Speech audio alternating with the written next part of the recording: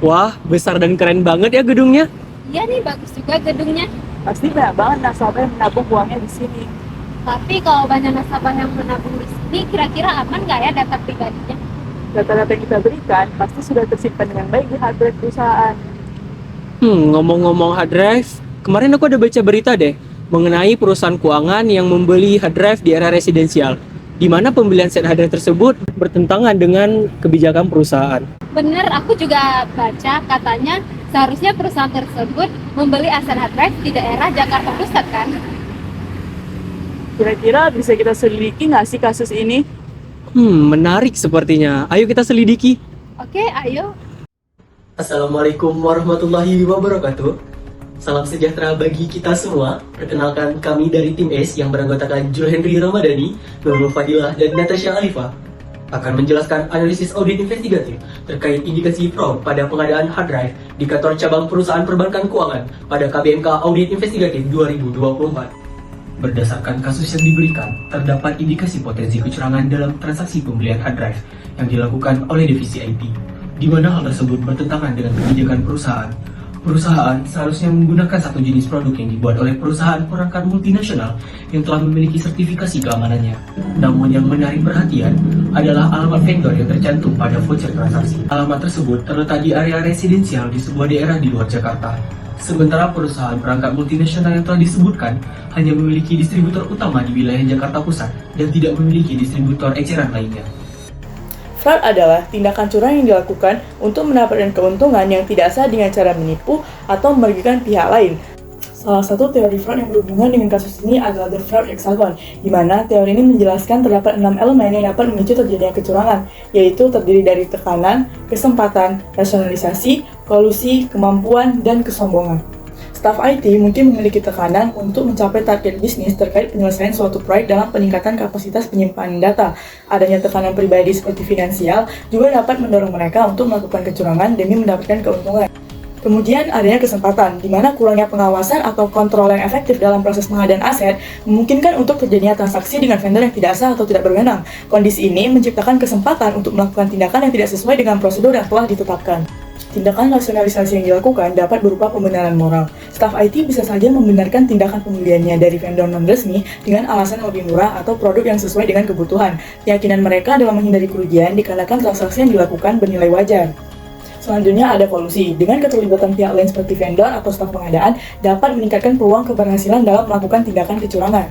Kemampuan merujuk pada pengetahuan dan keterampilan yang dimiliki pelaku fraud yang melaksanakan tindakan merugikan, seperti kemampuan mengetahui kelemahan dalam sistem atau prosedur, keterampilan teknis dalam melakukan manipulasi, serta akses yang diberikan karena memiliki posisi atau jabatan. Sikap superior atau meremehkan peraturan dan prosedur perusahaan juga dapat menunjukkan kerentanan terhadap terjadinya kecurangan. Selanjutnya ada teori fraud tree. Association of Certified Fraud Examiners menggambarkan occupational fraud dalam bentuk fraud tree yang terdiri dari 3 bagian, yaitu korupsi, penyimpangan atas aset, dan manipulasi laporan. Dalam kasus tersebut, skema kecurangan yang terjadi adalah penyimpangan atas aset, di mana transaksi dilakukan dengan pihak yang mungkin tidak berwenang atau tidak terkait dengan distributor resmi perusahaan. Ada kemungkinan bahwa transaksi ini melibatkan vendor palsu atau pihak yang tidak berafiliasi dengan perusahaan multinasional yang disertifikasi keamanan yang dapat mengarah pada pembelian barang yang tidak sah atau tidak berkualitas. Langkah-langkah yang perlu dilakukan untuk mengungkap adanya kecurangan dalam transaksi pembelian hard drive tersebut antara lain: 1. Review for Continuous Liabilities. Pada tahap ini, auditor internal perlu melakukan pengecekan terhadap bukti transaksi dan menduga apakah adanya kerugian dari transaksi yang material tersebut. Yang kedua, review for subsequent event. Auditor internal perlu meminta keterangan kepada pihak manajemen terkait ada tidaknya transaksi pembelian tersebut. Auditor internal juga dapat meminta kepada divisi IT untuk mereka ulang kejadian pembelian tersebut. Yang ketiga, pengumpulan bukti akhir. Pengumpulan bukti akhir dimulai dari memeriksa bukti-bukti yang berkaitan dengan transaksi pembelian, seperti voucher transaksi, bukti pengiriman, faktur pemesanan, serta bukti-bukti lain yang diperlukan. Yang keempat, evaluasi hasil audit. Tahap ini dilakukan dengan mempertimbangkan beberapa hal, seperti kecukupan bukti audit, bukti yang dapat mendukung opini auditor, kecukupan pengungkapan laporan keuangan, serta hasil review dokumen audit. Yang kelima, membuat laporan audit. Setelah mendapatkan hasil dari kecurigaan fraud, selanjutnya perlu membuat laporan hasil audit investigatif yang bertujuan untuk mengomunikasikan kepada pihak manajemen dan aparat penegak hukum, yang nantinya pihak tersebut akan menindaklanjuti kasus ini. Pengembangan informasi yang lebih lengkap untuk dapat ditindaklanjuti dengan audit investigatif yaitu 1. Dalam pembelian hard drive seharusnya terdapat beberapa dokumen sebagai bukti transaksi, namun yang diketahui hanya voucher transaksi. Untuk memvalidasi transaksi, harus ada faktur pesanan dari divisi pengadaan. 2. Adapun pihak-pihak yang menjadi tersangka utama yaitu pimpinan cabang, vendor X luar Jakarta, dan pihak-pihak yang bisa memberikan keterangan terhadap fraud yang terjadi yaitu staf keuangan, staf SDM, serta vendor X Jakarta Pusat. 3. Voucher transaksi belum dapat dipastikan kebenarannya. Begitu juga dengan nilai transaksi pembelian set hard drive yang material, yang menunjukkan bahwa alamat vendor di area residensial di luar Jakarta. 4.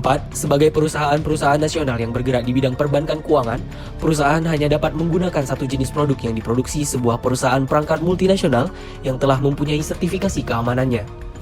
5. Keamanan set hard drive tersebut diragukan karena pembelian yang dilakukan pada area residensial. Hard drive tersebut dapat mengalami kerusakan karena tidak mempunyai sertifikasi yang membuat data-data nasabah menjadi bocor, yang membuat tingkat kepercayaan nasabah kepada perusahaan menjadi menurun sehingga perusahaan dapat mengalami kerugian. 6.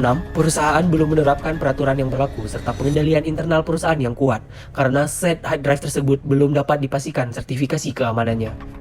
Dari informasi yang telah didapat, maka auditor internal menyusun hipotesis yakni sebagai berikut. Ada dugaan terjadinya praktik penyalahgunaan wewenang dan penipuan yang melibatkan staf IT dan pimpinan cabang dalam pengadaan hard drive dengan menggunakan voucher fiktif dan melakukan pembelian dari vendor di luar Jakarta dengan harga murah. Staf IT dan pimpinan cabang memperoleh keuntungan pribadi dari transaksi tersebut.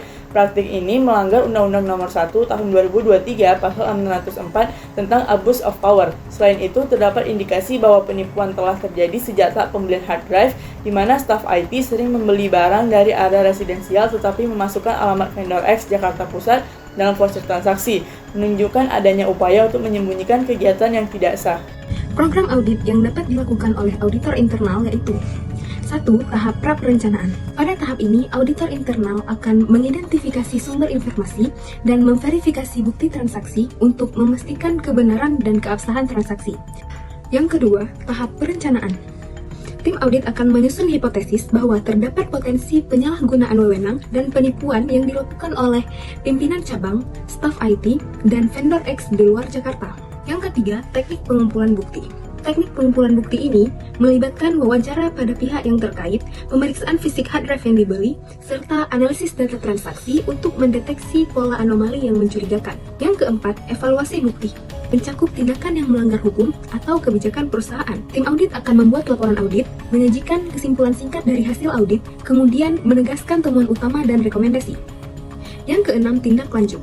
Pihak manajemen harus melakukan pemantauan dan pengawasan terhadap implementasi rekomendasi untuk memastikan perbaikan yang diinginkan telah tercapai dan mencegah kejadian serupa di masa depan.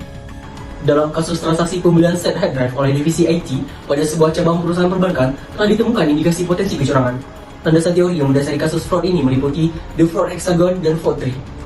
Langkah-langkah investigatif yang disarankan meliputi peninjauan kewajiban kontingensi, pemantauan transaksi, evaluasi hasil audit, dan pembuatan laporan investigatif.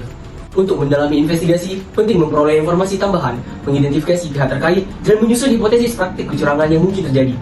Program audit investigatif yang disarankan mencakup pra-perencanaan, perencanaan, teknik pengumpulan bukti, evaluasi bukti, pelaporan, dan tindak lanjut. Dengan demikian, audit investigatif diperlukan untuk mengungkap kecurangan yang diduga terjadi dalam transaksi tersebut, dengan rekomendasi perbaikan yang disampaikan kepada manajemen perusahaan untuk tindak lanjut yang tepat. Beberapa saran dari pihak auditor internal kepada perusahaan agar dapat melakukan pencegahan fraud di kemudian hari, diantaranya 1. Membangun dan menjaga sistem pengawasan serta kontrol internal yang kuat. Kedua, menciptakan budaya organisasi yang mendorong integritas, komitmen terhadap etika, dan transparansi. Yang ketiga, perusahaan dapat mengimplementasikan kebijakan dan prosedur yang ketat, serta pelatihan karyawan tentang deteksi dan pencegahan fraud. Yang keempat, perusahaan juga perlu berkolaborasi dengan pihak eksternal seperti auditor independen yang memiliki keahlian khusus dalam mengidentifikasi indikasi fraud dan kelemahan dalam sistem internal. Demikian presentasi dari kelompok S. Sekian dan terima kasih.